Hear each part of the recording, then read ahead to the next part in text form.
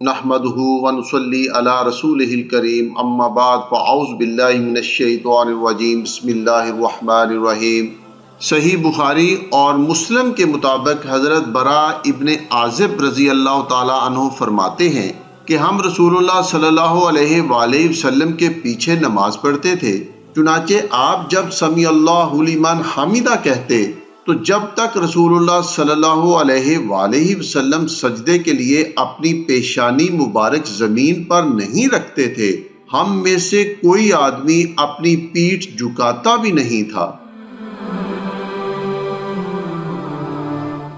حضرت انس رضی اللہ تعالیٰ عنہ فرماتے ہیں کہ ایک روز رسول اللہ صلی اللہ علیہ وآلہ وسلم نے ہمیں نماز پڑھائی۔ جب آپ نماز پڑھ چکے تو اپنا چہرہ مبارک ہماری طرف متوجہ کیا اور فرمایا کہ لوگو، میں تمہارا امام ہوں، لہٰذا تم رکوع کرنے، سجدہ کرنے، کھڑے ہونے اور نماز سے فارغ ہونے میں مجھ سے جلدی نہ کیا کرو، میں تمہیں اپنے آگے اور بطور معجزہ اپنے پیچھے سے بھی دیکھ سکتا ہوں۔ حضرت ابو ہریرہ رضی اللہ تعالیٰ عنہ راوی ہیں کہ رسول اللہ صلی اللہ علیہ وآلہ وسلم نے فرمایا، تم اپنے امام پر پہل نہ کیا کرو، جب امام تکبیر کہے تو تم بھی اس کے ساتھ ہی تکبیر کہو، جب امام ولضالین کہے تو تم رکوع میں جاؤ، اور جب امام سمیع اللہ لمن حمیدہ کہے تو تم اللہم ربنا لک الحمد، اے اللہ، اے ہمارے رب، تمام تعریفیں تیرے ہی لیے ہیں، کہو۔ حضرت انس رضی اللہ تعالی عنہ فرماتے ہیں کہ ایک مرتبہ کسی سفر کے دوران رسول اللہ صلی اللہ علیہ وآلہ وسلم گھوڑے پر سوار تھے کہ اتفاقاً آپ صلی اللہ علیہ وآلہ وسلم نیچے گر پڑے، جس سے آپ کی دائیں جانب خراشیں آ گئیں اور کھڑے ہو کر نماز پڑھنے پر آپ قادر نہ رہے۔ چنانچہ آپ صلی اللہ علیہ وآلہ وسلم نے ان 5 فرض نمازوں میں سے کوئی ایک نماز ہمیں بیٹھ کر پڑھائی۔ ہم نے آپ صلی اللہ علیہ وآلہ وسلم کے پیچھے بیٹھ کر ہی نماز پڑھی۔ جب آپ صلی اللہ علیہ وآلہ وسلم نماز پڑھ کر فارغ ہو گئے تو ہم سے مخاطب ہو کر فرمایا، امام اسی لیے مقرر کیا گیا ہے کہ اس کی پیروی کی جائے، لہٰذا جب امام کھڑا ہو کر نماز پڑھائے تو تم کھڑے ہو کر نماز پڑھو، جب وہ رکوع کرے تو تم بھی رکوع کرو، اور جب وہ رکوع سے اٹھے تو تم بھی رکوع سے اٹھو، جب وہ سمیع اللہ لمن حمیدہ کہے تو تم ربنا لک الحمد کہو، اور جب امام بیٹھ کر نماز پڑھائے تو تم سب مقتدی بھی بیٹھ کر نماز پڑھو۔ حمیدی رحمۃ اللہ علیہ فرماتے ہیں کہ رسول اللہ صلی اللہ علیہ وآلہ وسلم کا یہ ارشاد کہ جب امام بیٹھ کر نماز پڑھائے تو تم بھی بیٹھ کر نماز پڑھو، آپ صلی اللہ علیہ وآلہ وسلم کی پہلی بیماری میں تھا،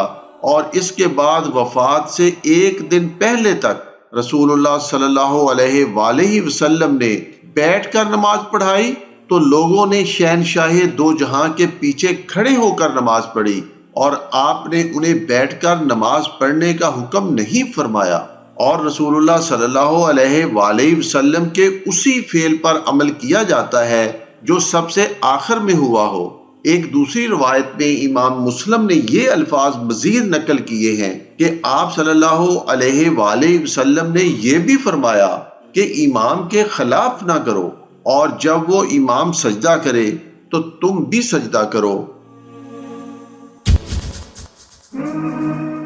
حضرت ام المؤمنین حضرت عائشہ صدیقہ رضی اللہ تعالی عنہا فرماتی ہیں کہ جب رسول اللہ صلی اللہ علیہ وآلہ وسلم بہت زیادہ بیمار تھے تو ایک دن حضرت بلال رضی اللہ تعالی عنہ شہنشاہ دو جہاں کو نماز کے لیے بلانے آئے تو رسول اللہ صلی اللہ علیہ وآلہ وسلم نے فرمایا کہ ابو بکر رضی اللہ تعالی عنہ سے کہو کہ وہ لوگوں کو نماز پڑھائیں۔ چنانچہ حضرت ابو بکر رضی اللہ تعالی عنہ نے لوگوں کو ان دنوں میں 17 نمازیں پڑھائیں۔ پھر جب ایک دن رسول اللہ صلی اللہ علیہ وآلہ وسلم نے اپنی طبیعت کچھ بہتر محسوس فرمائی تو آپ صلی اللہ علیہ وآلہ وسلم نماز کے لیے مسجد میں دو آدمیوں کا سہارا لے کر اس طرح آئے کہ آپ صلی اللہ علیہ وآلہ وسلم اپنے ہاتھ سے صحابہ کے کندھوں پر ٹیک رکھے ہوئے تھے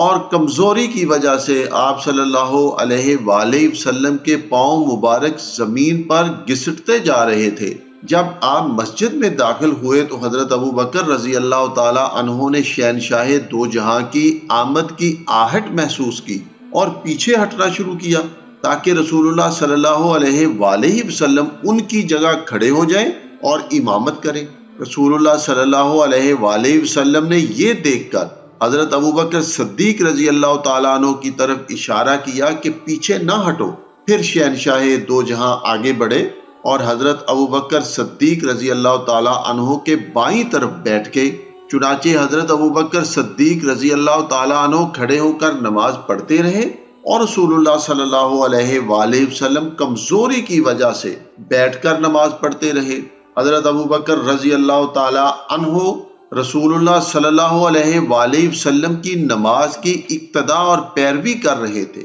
اور لوگ حضرت ابو بکر صدیق رضی اللہ تعالیٰ عنہ کی نماز کی اقتدا اور پیروی کر رہے تھے۔